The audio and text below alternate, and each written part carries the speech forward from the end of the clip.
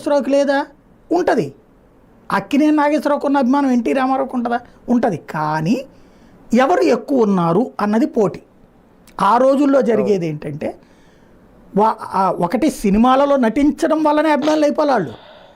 ఆ సినిమాలలో ఆ హీరోల యొక్క మాట్లాడే తీరు, వాళ్ళు సమాజం పట్ల స్పందించే తీరు, వాళ్ళు సమాజం పట్ల సమాజంతో వ్యవహరించేటటువంటి వ్యవహార శైలి కారణంగా వాళ్ళు పెద్దోళ్ళు అయ్యారు. అక్కినేని నాగేశ్వరరావు తోసుకుని పోడు, ఎన్టీ రామారావు తన్నుకుంటూ పోలా. రోజు ఎన్టీ రామారావు పొద్దున్నే ఆయన కోసం తిరుపతి టూర్ వెళ్ళేవాళ్ళు, లేకపోతే అటు అయ్యప్ప స్వామి టూర్లు వెళ్ళేవాళ్ళు కూడా ఆ రూట్లలోకి వెళ్ళి అక్కడ అట్టించి వస్తారు కదా తమిళనాడు నుంచి.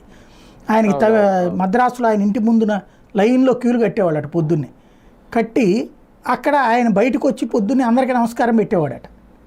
పెట్టేదాకా అక్కడే వెయిట్ చేసేవాళ్ళట. కొంతమంది కొబ్బరికాయలు కూడా కొట్టేవాళ్ళట కింద.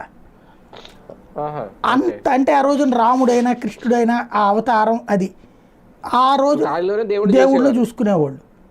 అలాగని ఆ అహంకారాన్ని ప్రదర్శించాలి ఎన్టీ రామారావు. వినమ్రంగా నమస్కరించాడు.